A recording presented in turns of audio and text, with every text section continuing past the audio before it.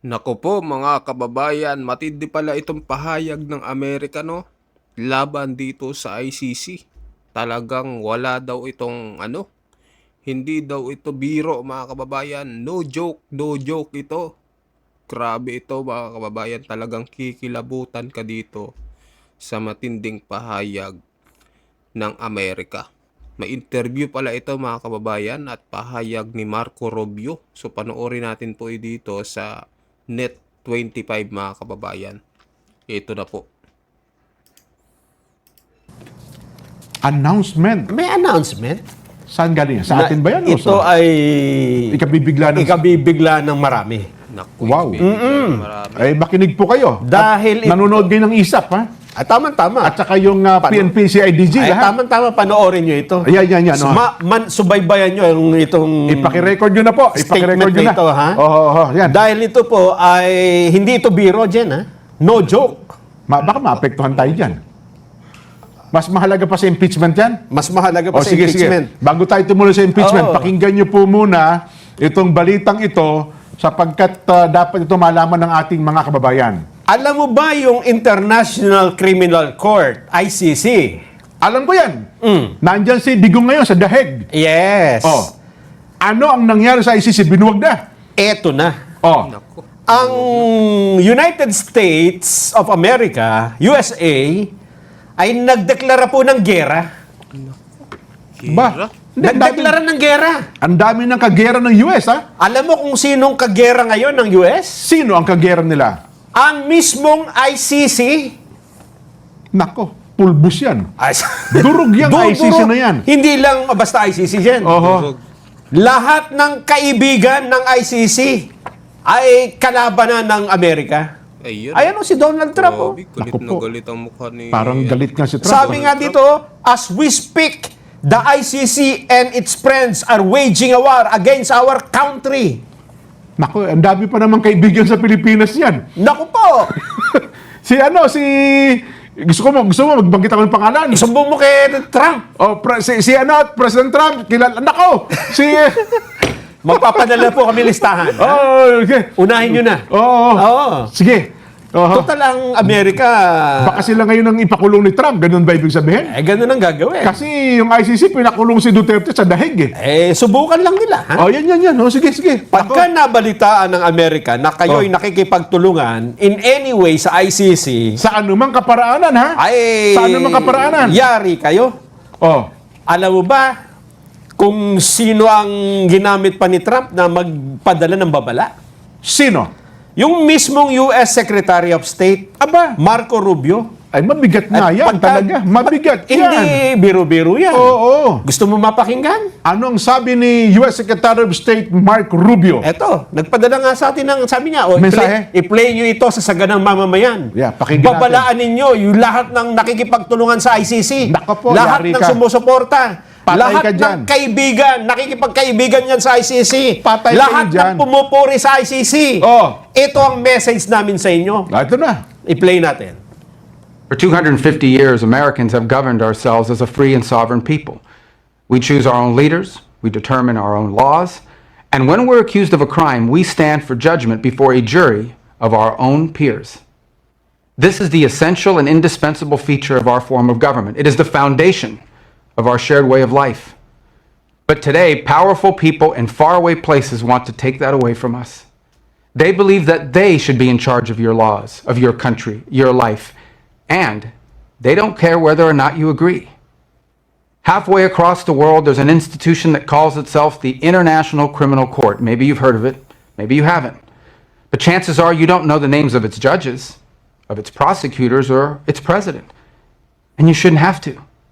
But as we speak, the ICC and its friends are waging a war against our country, not with bullets or missiles, but with statutes and compacts and the force of so-called international law. When the ICC was born 24 years ago, they told us that it was merely a narrow backstop, a global court that would step in to prosecute only the gravest offenses, things like genocide and war crimes, and only when a nation's courts were unable to prosecute them on their own. But the truth is, it was something far more radical and extreme. It was a global tribunal staffed by unelected globalist bureaucrats who claim their power is almost unlimited. The danger of this global court has only continued to grow. Today, it threatens every aspect of our political and legal system. Border Patrol agents removing violent criminals from our country, American Marines risking their lives to defend our homeland, prosecutors working to dismantle terrorist plots to attack and kill Americans. If we stand idle, all of them would be at the mercy of foreign judges thousands of miles away, facing the constant risk of prosecution and even imprisonment for the so-called crime of defending their own country. The American people never agreed to any of this, and they never will. Read the words of our Declaration of Independence. We fought a revolution against a foreign power, transporting us beyond seas to be tried for pretended offenses. Independence is our birthright. We will never let foreign bureaucrats take that away from us. This administration will not sit by as the ICC and its allies seek to threaten our people. If they believe they can deprive us of our sovereignty, we will teach them the full meaning of American resolve. Yan po si U.S. Secretary of State Mark Rubio. Hindi ba matindi? Ang bigat ng mga sinabi niya. Ang bigat. Kasi nga naman itong ICC, sabi niya, kahit ayaw mo, pinakikialaman ito mga hukom sa inyong mga bansa eh. At ang sabi niya, Oh. ang kanilang inaasunto ay yung nagpapatupad lang naman ng batas. Yun. At dinedepensahan ng kanilang sariling bansa laban sa mga terorista o sa sino mang nais na pumatay sa kanilang mga Oh. nationalities. Parang, Diba? parang pinariringgan ng Pilipinas ha. Ah, Ganyan-ganyan na nangyari sa Pilipinas eh. Ay, ang sabi Diba? ni Secretary Marco Rubio, Oho. ay hindi kami papayag. Hindi kami papayag na yung aming mamamayan, dadalhin nyo dyan sa malayong lugar, miles away, at huhusgahan ang hindi naman sinasang-ayunan ng lahat ng mga Amerikano, ng Totoo. kanilang mamamayan. Binanggit pa nga niya yung Declaration of Independence, di ba? Oo. Na sila, kung merong problema, merong kaso, sarili lang din sila dapat Kasi gumagana ang korte nila eh. Ah, oo. Gumagana ang mga korte po nila. Yes. Nako. Eh di parang sampal ito, Nelson. San palya? Ang sakit na sa pagkakatama sa mukha nito. Oo. Oh.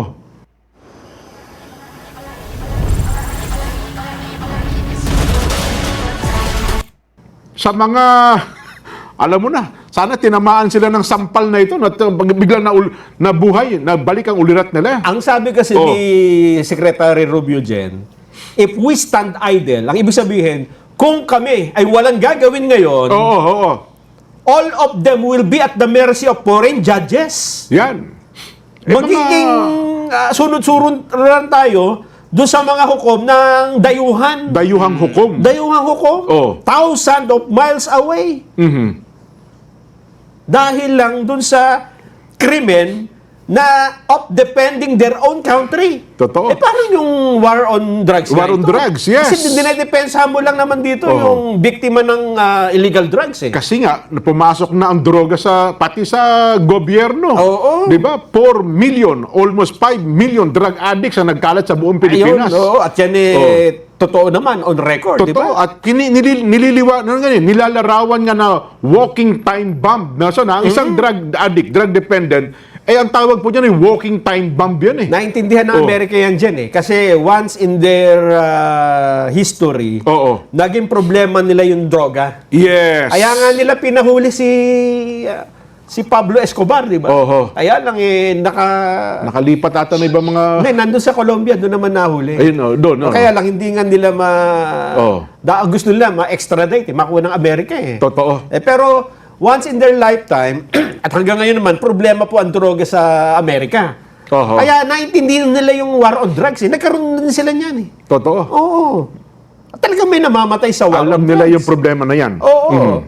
Ang sabi pa dito, the Trump administration will always protect American service members from this threat. Oho. Eto, mabigat yan. Using all the tools Gamit Gagamitin, ha? ang lahat ng mga kasangkapan at our government's disposal. ba sa pamamagitan mismo ng kanilang gobyerno ng Amerika, ha? Tinutukoy ha. Anong gagamitin? Oh. Ano daw? Anong gagamitin dyan? Sabi niya, lahat ng mga Ng tools, di ba? Oo. Anong gagawin? We will dismantle Nako po, the ICC brick by brick, Ako po. if necessary. Parang ang pamintang durog pala, no? Dudurugin na parang paminta. Isa-isahin. Oo. O kada antindi. Antindi po nito. Di parang mas matindi pa yung banta nila sa Iran pala kung gagawin sa ICC. Oy, Di ba, sa Iran kasi, ang binombo lang nila yung mga paligid ng Iran tsaka Strait of Hormuz, ito, di ba? pagluluray-luray yun. O, di yun ba? na nga. Oo. Mukhang, bakit na parang pikon na pikon si Donald Trump sa ICC na yan? Kasi nga, Oh. ngayon, di ba, pinapakialaman nila yung ngayong Iran? Oo. Dumadagdag yung mga gustong kasuhan dyan sa ICC. Oo. Oo. Bukod pa yung allies nila. Oho. Kasi si Benjamin Netanyahu may warrant of arrest ng Israel. Oh, di ba? Israel. Si Vladimir Putin Oo. ng Russia. Bagamat hindi nila ka-alyado yun, Oh. baka matagdag na rin dito. Ka-alyado namin si Digong Nona. Oo nga, my friend Digong, sabi Di ba? ni Donald Trump, di ba? Siguro, ang gagawin ng mga supporter ng dating Pangulo, siguro ihingin nyo ng tulong sa Amerika. Ayun. Total, wala kayong asahan sa Pilipinas di ba? Totoo. Oo. Mukhang antibay na ng ebidensya nila. Oo. May batayan, isa nangyari. Oo. May tinatawag dyan yung, alam mo yung extraction. Oo, napanood ko yung Extraction 1 tsaka Extraction 2. Yung kukunin, di ba? Extract nyo na dun. Ang bida din, yung gwapo, yung kamukhang-kamukha ko eh. Anong pangalan ng bida sa Extraction 1 tsaka Extraction 2? Galing Oo eh. nga, magaling. Oo. Tsaka yung ano niyan, bilib ako dun sa camera niyan eh. No? Oo. Walang cut eh, no? Anong pangalan ng Diretso. artista na yan? Ang galing eh. Si Magaling. ano yata, si... Si Chris Hemsworth. Chris Yun. Hemsworth. Oo. Ba't ba tayo napunta? Yun na nga, talaga. Hindi ba, mga kababayan? Nangingiti tayo pero seryoso Ay, si seryoso yan. President Trump at saka seryoso si US Secretary of State Mark Rubio sa pangyayaring ito, ha? Kung ako lang ang makakadalaw kay Digong Jen, Oo. papagawa ko ng sulat Sulat? dyan. Sulat kamay, no? Sulat kamay. My friend, My Donald friend Trump. Donald Trump. Yes. Do you remember me? Oho. Diba? Your friend, President Digong. Oo, I'm here at The Hague. Oho. Nasa sahig. Yan. Oh, di ba? Wala akong virus, sabihin ng President. Pero ikinulong ako dito. Warning ito, Nelson, ano? Sa mga sumusuporta, hindi lang sinabing individual, no? Pati mga bansa na sumusuporta po sa ICC. Ang panawagan ni Trump, Jen, Oho. lahat ng miyembro ng ICC magsikalas na. Bumitaw na dyan. Kasi nga, gusto nga niyang mabuwag na yung ICC. Oho. Di, tayo naman, technically, bumitaw na tayo dyan eh. Wala tayo. Oo. Pero ito, tingnan mo, Jen, ha? Kapag ka natakot, kasi nagbabanta na si Trump eh. Oo. Kapag ka natakot yung mga bansang miyembro ng ICC at nagsipag-alisan na rin, Oo. sino matitira sa ICC? Honey, I traded scrap metal for high-protein space bars. While you were trading garbage for ration bars, my king was feeding me Wagyu printed from thin air. How dare a good-for-nothing who doesn't even have food deserve a love? Ay, wala na siguro. Meron pa. Meron pa ba mati? Hindi, Ay, kung nag-aalisan na lahat. May kaso tayo, may nakakulong doon. Si Digong na lang ang matitira doon sa Hindi, ang masakit ganyan, Nelson, tayo bumitaw na, pero nakikipag-ugnayan tayo sa kanila eh. Ayan ang problema, Oo. di ba? Oo. Para kang nakipag-break sa girlfriend mo, Oo. pero paminsan-minsan nakikipagkita ka eh. Nako, at kahit nasabihin pa ng gobyerno, hindi naman tayo nakikipagtulungan dyan. Ha? Sino maniniwala, di ba? Parang- then nadagdagan lang yung bilang ng mga kasinungalingan, di Ayun ba? na nga, yun na nga. Oo. Mabigat po itong mga pangyayaring ito. Oho. Ngayon lang, walang mangyayari dyan, President Donald Trump, Oh. kung wala kayong sample. Paano ibig sabihin? Sasampulan nila yan? Kasi nga, gusto na nga niyang buwagin ng ICC. Oh. Hindi ba? Then, sampulan nyo na. Oho. Ang ibig ko sabihin dito, hindi pwedeng salitaan lang ito, di ba? Tama. Oo. Paano nyo gagawin bricks by bricks? Ayun. Paano nyo... Di, may binabanggit tayo, missile and ano eh.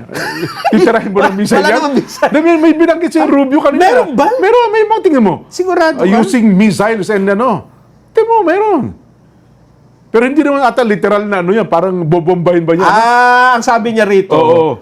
nakikipagdigma ang ICC at mga friends at ang kanyang mga kaibigan Oo. sa Amerika, hindi sa pamamagitan ng armas.